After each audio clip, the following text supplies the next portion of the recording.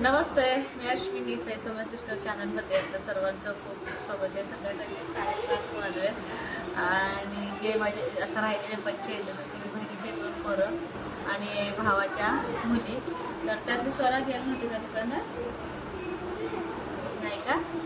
तर पोरं कसं बाहेर जाऊन पटांगणात खेळू शकतात आणि आज ऊन इतकं डेंजरस होतं ना, खूप डेंजरस असं ऊन. आणि त्या सोलापूरमध्ये इतकं तापमान वाढलेलं असतं ना खूप आज, आणि रात्री इतकं त्रास झाला ना.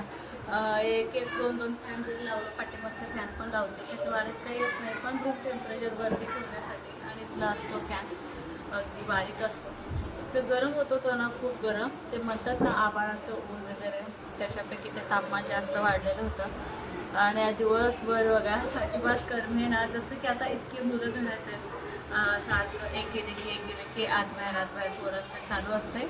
पण तरी पण ना सईपरीचा आवाज एकदम कानात आल्यासारखं वाटतंय, एकदम आई वगैरे बोलल्यासारखं. एक वेळेस परी काय करायची स्वराबरोबर, म्हणजे कमेंट आली होती तिथे, स्वातीला स्वरा बोलतात का, स्वराला स्वाती बोलतात का. होय, तर स्वाती पण बोलतात तिला, आणि खरं नाव स्वराली आहे ना का. जसं की अक्षराचं पण नाव डुप्लिकेट आहे. अक्षरा हे नाव ठेवलं आहे. आणि शाळेतलं नाव काय, हिंदी बी आहे शाळेतलं नाव. श्रद्धाचं पण तसंच आहे, श्रद्धाला श्रद्धा बोलतात. आणि शाळेत नाव श्रद्धाचं काय सांग, प्रांजल नाव आहे. तर असं घोळ होतो.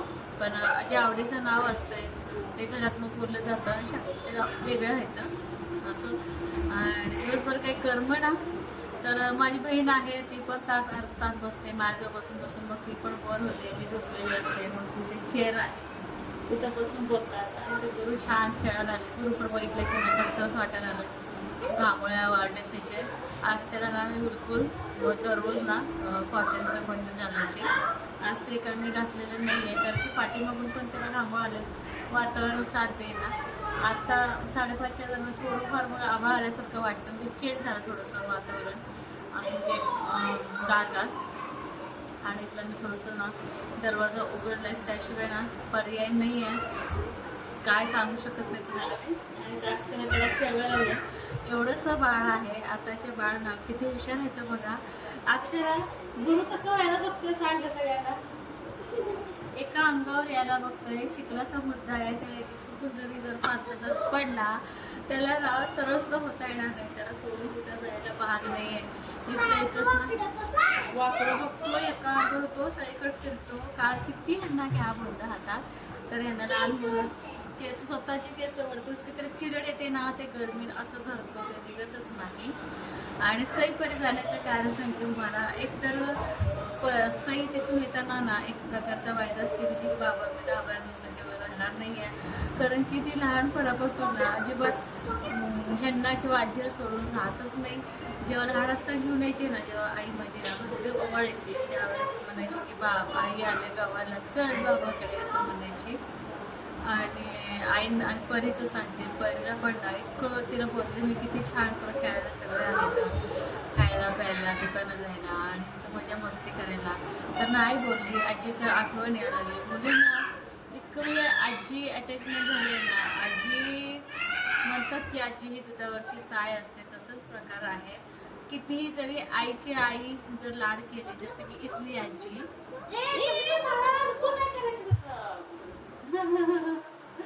अक्षू मान वाकडं करायला लागलं म्हणून सरळ करायला लागले. तुम्ही नाही करायचा, लांबून ठेवायचा, असं लक्ष द्यावं लागते मग सारखं.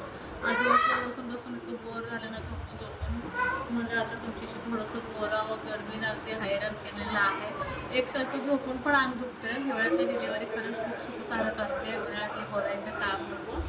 आणि इथं थोडं तर आजीला भरपूर काम पडेल, शेळ्यांकडे जावं लागेल, हे करावं लागेल, ते करावं लागेल. आईचं पण कौतुक करावं थोडं कमीच आहे, कारण की एक घरात माणूस असो किंवा 2 माणूस असो, काम तेवढंच पडतं. जसं की बघा 4 चपात्या करायचं म्हटलं की तेवढंच बसायला, तेवढंच भांडी पडतात, कपडे पण तेवढंच पडतात. पोरींना काळजी की आई आम्ही आजीला गेली की हे करू ते करू, तर त्यांना तिथंच आवडतंय, तिथंच करमतंय. परत एक अर्ध्या दिवसांनी ते येणारच आहे, तर कारण की बघा आता झालं, आता एक 5-7 दिवसांनी 1 महिना होतो मलाही.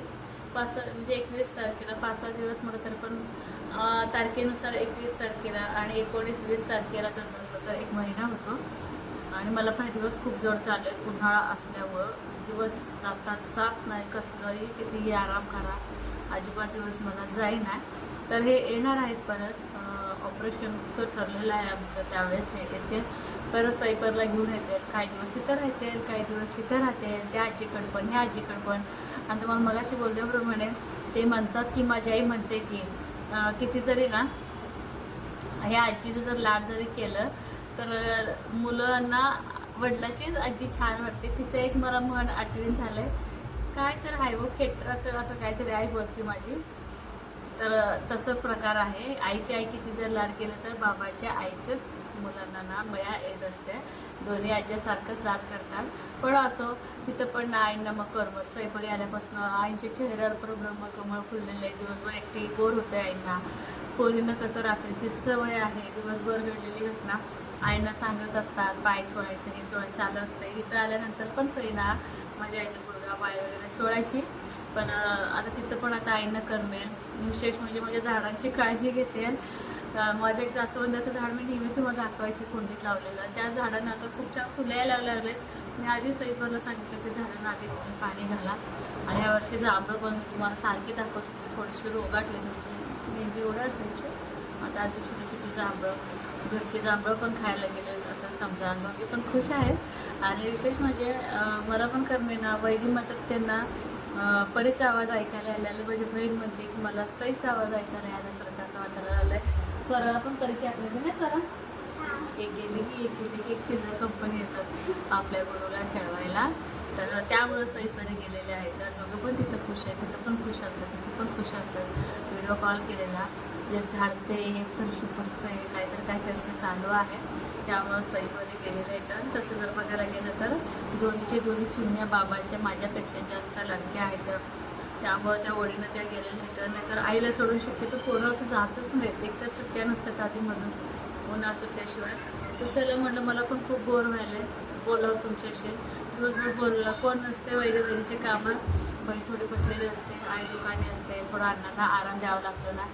आणि बहीण पण तिकडे गेली दुकानकडे. झालं आता ती पण 2 दिवस आहे. ती गेल्यानंतर परत मला करमणार नाही. तर असं वहिनी असतात आणि भावाच्या मुली पण असतात. असं आधीमध्ये खेळायला. आणि गुरु आता झोपून उठला आहे, छान खेळायला लागले. आणि गुरुला एवढं लवकर दाखवून काय फायदा नाही. 1-2 महिने होऊ द्या किंवा 1.5 महिना तर होऊ द्या. बारशाला कोयना आपण गुरुला दाखवूया. बारसं तर करायचं आहेच. तुमची तब्येत म्हणजे घामोळ्या नीट झाल्यानंतर दुसरी गोष्ट वातावरण पण थोडंसं चेंज होईल, त्यावेळेस बारसं घालायचंच आहे. तर चला इथे थोडंसं एंड करणार आहे. सईपरी का गेलं हे मला सांगायचं होतं आणि मला पण थोडं बोलायचंच होतं. तर चॅनलवरती कोण नवीन आहे का तिथून बघत राहा. लाईक शेअर सबस्क्राईब करायला अजिबात असं बाय.